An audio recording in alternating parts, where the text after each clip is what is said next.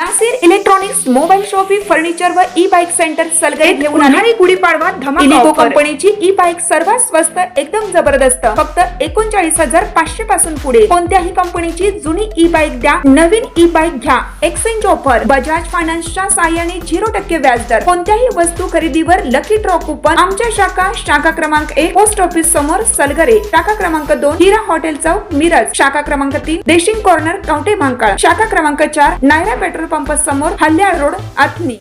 प्रत्येक बातमीतील घटनेच्या वास्तविकतेची तुलना थेट पाहत रहा सांगली अपडेट। सांगली शहर पोलीस स्टेशन हद्दीमध्ये बंद घरामध्ये पुरुष जातीचा मृतदेह आढळून आल्याची घटना समोर आली। मयत व्यक्तीचे नाव रघुनाथ सदाशिव शिंदे वय वर्ष 55 राहणार सांगलीवाडी असे आहे। मयत व्यक्ती हे गेल्या 3 दिवसांपासून घरात एकटे राहत होते। घरातील नातेवाईक कार्यक्रमासाठी बाहेर गावी गेले होते। दरम्यान त्यांच्याशी कोणताही संपर्क होत नव्हता।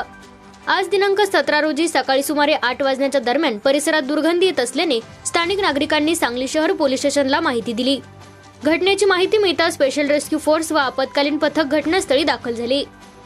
पथकाचे कमांडर कैलास वडर, सागर जाधव, महेश गव्हाणे, आसिफ मकानदार, इर्शाद कवठेकर व सदाशिव पेडेकर यांनी घटनास्थळी पाहणी करून मृतदेह बाहेर काढत पॅकिंग केले। त्यानंतर मृतदेह शासकीय रुग्णालय सांगली येथे पाठवण्यात आला। घटनास्थळी पोलिसांनी पंचनामा केला असून पुढील तपास सांगली शहर पोलीस करीत आहेत।